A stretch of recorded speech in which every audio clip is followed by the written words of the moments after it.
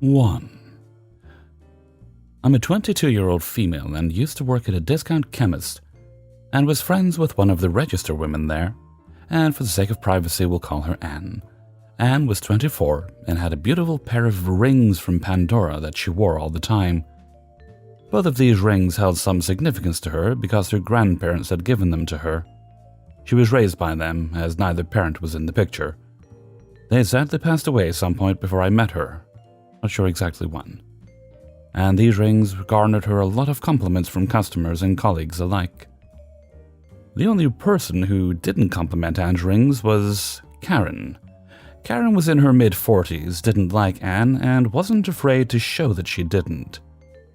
No one knows exactly why, as Anne was nothing but nice and sweet to her.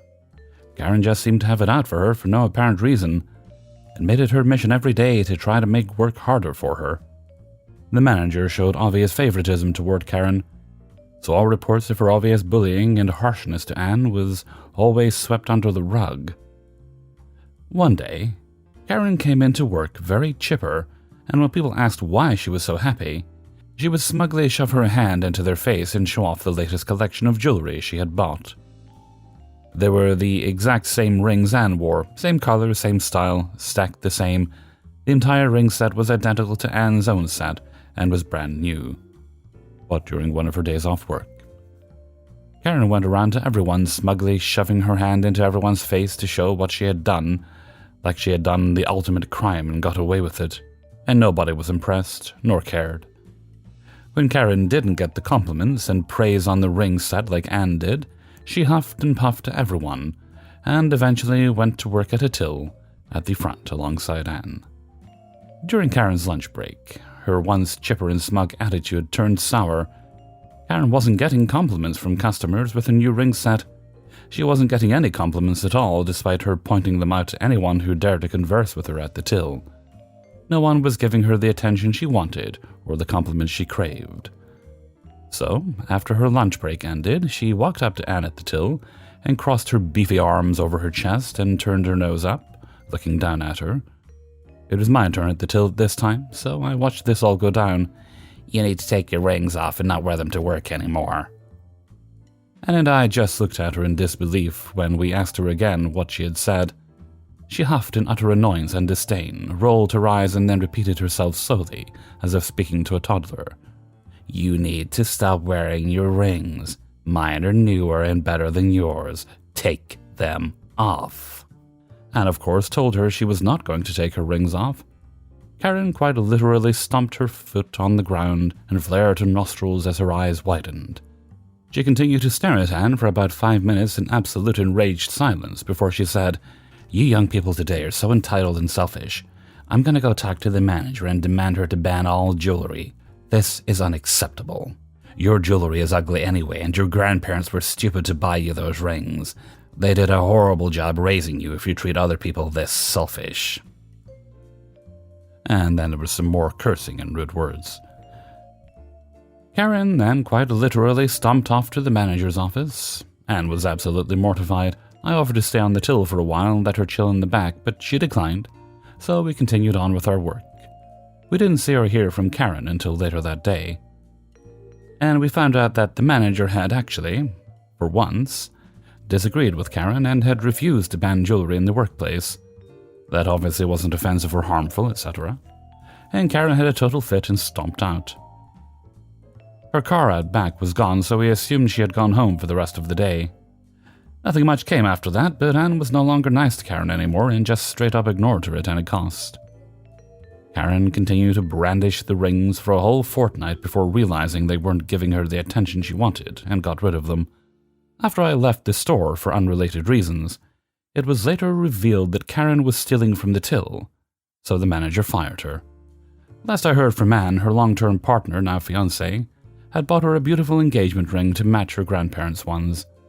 So there's a happy note to end the story on. They get married next June. 2.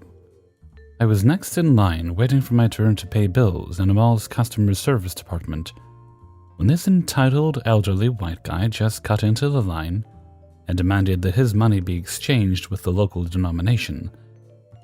As a rule, Elderlies are given priority, but this white trash is absolutely resolute in having his demands met.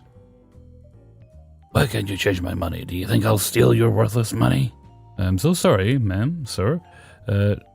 We cannot change your money if it's more than 100 USD and you don't have ID. Can't you see my fucking ID? This is a freaking driver's license. Perhaps your poor brown ass don't have one. But, ma'am, sir, we don't recognize foreign driver's licenses and expired ones at that as valid ID. He began cursing again and again and raising his voice, making many racist comments about monkeys and so on. This went on for a while, and eventually I'd had enough. Tired that I was having my utilities cut off. I live alone and way too busy with work and sometimes couldn't find the time to pay my bills. And that was the only available time for me to pay them before the 4 p.m. cutoff. I pushed the entitled man aside and told the cashier to take care of my bills for me. He vented his rage on me for not taking his side. Can you see what that bitch is doing? The audacity of her to ask for my passport as if she's immigration or something. Nah, you don't have business here. Why can't you show your damn passport as identification anyways? He begins screaming again. Why would I show my American passport to these poor fucks? They might as well steal it. How about you? Would you show your passport to them? Don't need me no passport here. And if need be for financial services, then I'd show my passport, if I have one. You don't need a passport here. You ought to be deported. Speak for yourself, you nitwit. I'm a local. Now get the hell out of here and stop harassing the poor cashier lady. At this point, his entitled white trash girlfriend spoke up. Hey, mister, can't you respect your elders? Lady, where I come from, respect is given, not demanded. I don't care if he's young or a geezer, but if he keeps on disrespecting people because he is white, then respect is thrown out of the window. Finally, a manager came and tried to defuse the situation. What seems to be the problem here, sirs? The old man then goes off, yelling again, pointing at me, using a slew of racial slurs. The store manager and I shared a glance, pointed at each other's skin, shrugged and rolled our eyes. I'm thinking I do have bronze skin, but nope, definitely not black. So we already discussed earlier that we can't have your money exchanged to the local currency as you don't have valid ID. But this is my money. I have the right to have this exchanged. And we do have the right to refuse a transaction if you cannot provide a valid photo ID. Now please stop harassing our customers and employees. I have the guards escort you out whether you like it or not. Guards! 2 of the mall's armed guards came and took the entitled couple away from the premises, with the latter screaming and kicking. I don't think, though, that they can prevent them coming back. After all, it is a very huge mall with lots of entrances and exits to go in and out of. While they were escorted out, the cashier completed registering my payments to her system and thanked me for the transaction. Thanks, by the way, sir, for defending me from that asshole. Nah, you don't have to thank me, I wasn't defending you. I was just making sure my payments came through before Judith, bill's due date, wrath comes. She left, called me a jerk, but thanked me anyway. I thanked her back for saving my butt in the nick of time, and then went to the next burger joint. Damn, standing in line for a long time made me hungry. 3. Okay, a little background. For about 10 years or so, I had a problem with my teeth. Being lactose intolerant, depression, and bad genetics, I had deteriorating teeth. I had to take care of them, but between not making a lot of money to fix them and the depression, it wasn't the most important thing in my life at the time. I was working midnights at my home-based gas station. It is between 1 and 3 in the morning. In walks this young woman, a couple years younger than me. I was in my 30s. She couldn't have been older than 27. She has a boy with her who was probably between 5 and 7. She had this world weary-eyed look, and being in customer service in the places I've been, I could tell she was, if not physically abused, but emotionally abused. She came in and was looking for milk and a couple of other amenities.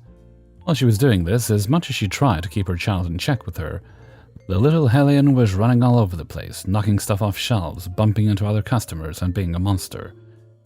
She told him multiple times to come back and stay by her, but he didn't listen.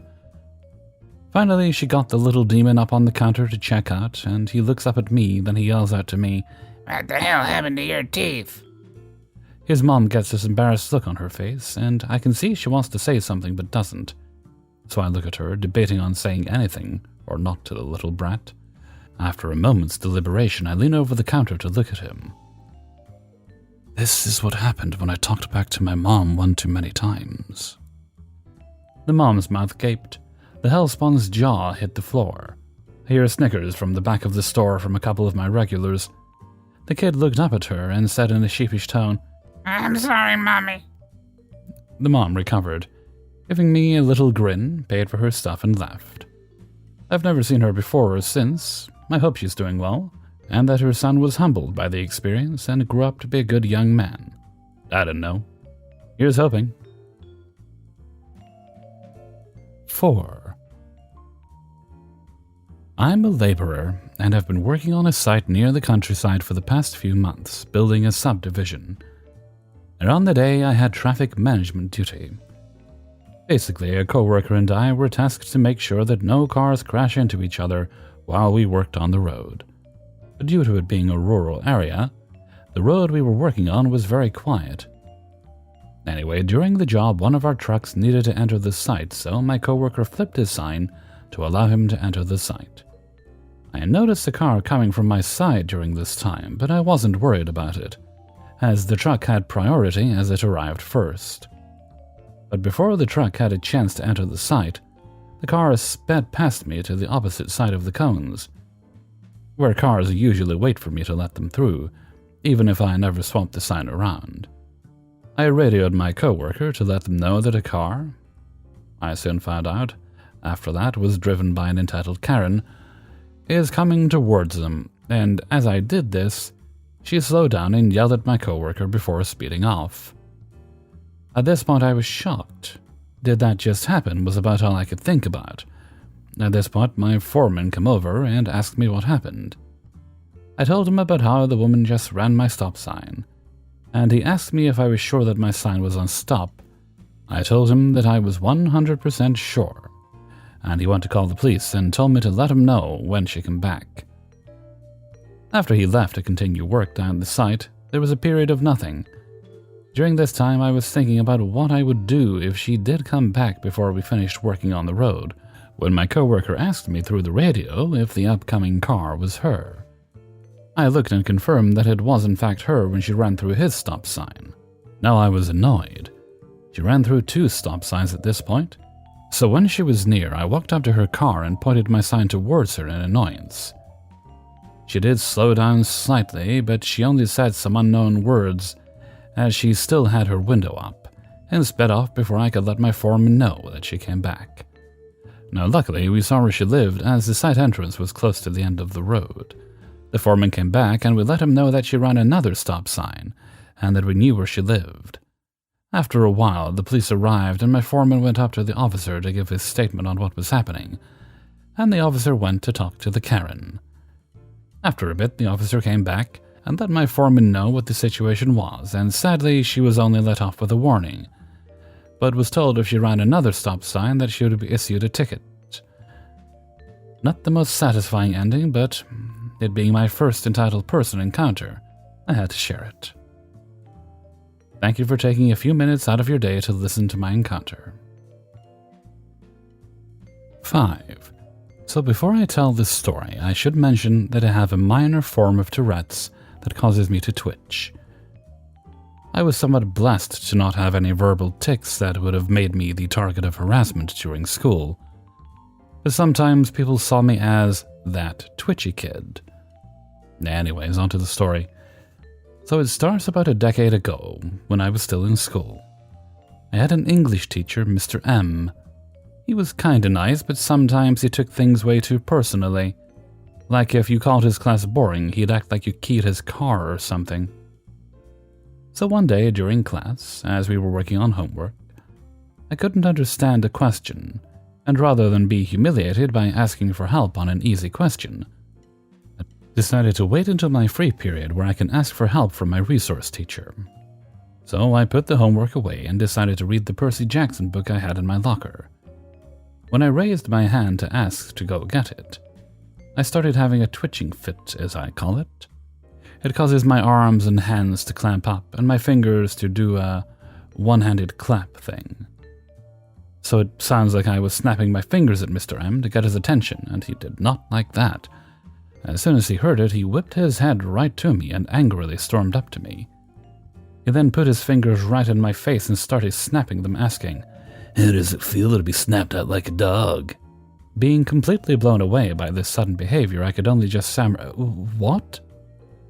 Then he said, "Snapping your fingers at someone is damn rude.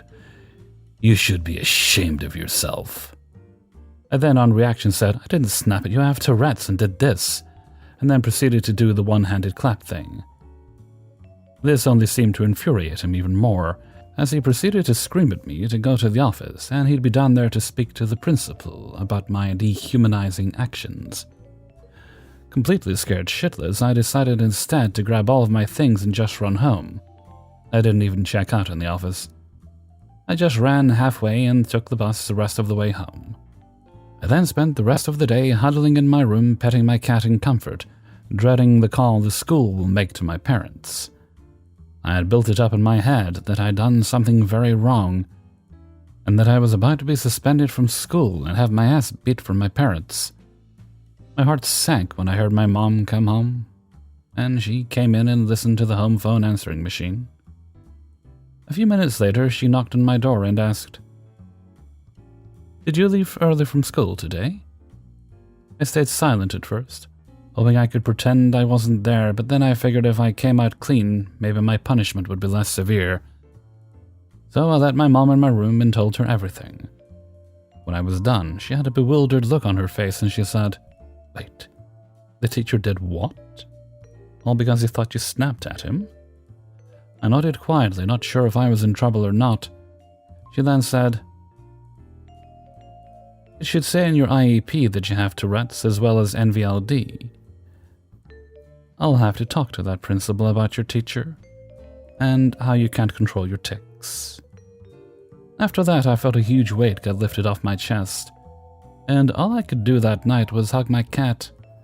The next day, before school started, the principal was waiting outside the school greeting kids, and when he saw me, he smiled and said, "Don't worry, LP, everything was taken care of." Everything eventually blew over, and Mr. M ignored me the rest of the year, which I was fine with.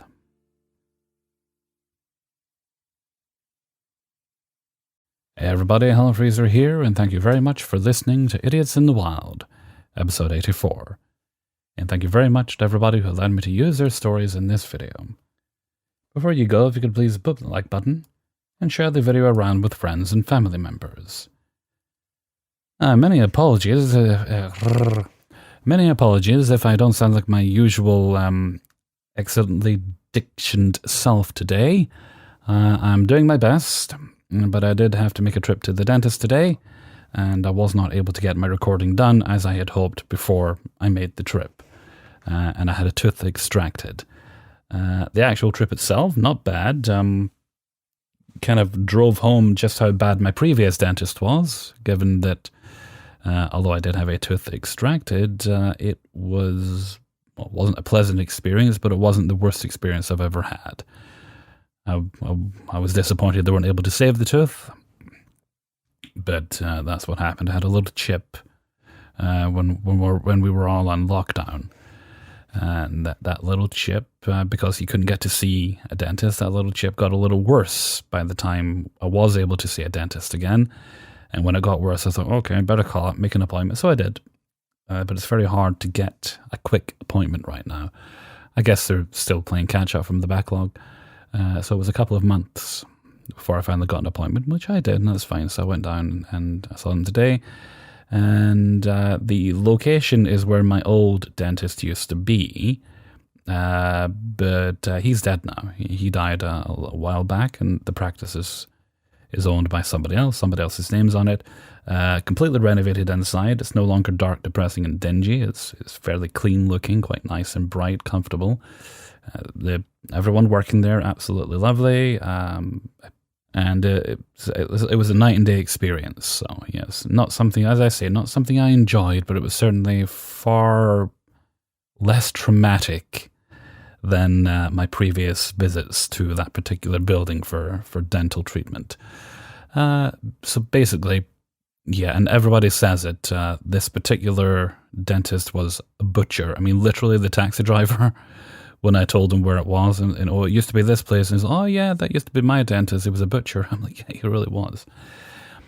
This is a man who, while many, many years ago, when I was younger, another extraction, unfortunately, I've got 3 missing teeth now. I'm not happy about it, but they're not in a place that's visible, thankfully.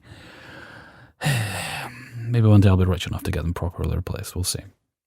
Thankfully, as I say, it's not in a place that's visible, it's not in a place that when things heal, it won't affect me too much. It won't affect how I speak, thankfully. But this is a man who practically had his, no, actually, I think he practically had his knee up in my chest at one point, and I'm not exaggerating, sweat dripping from him while doing an extraction. And he blamed me on it. I was like, mate, I'm just lying here. You're the one who's meant to do the job. But there we go. Another dentist, years later, similar situation, and with years, pretty much 20 years to be honest with you.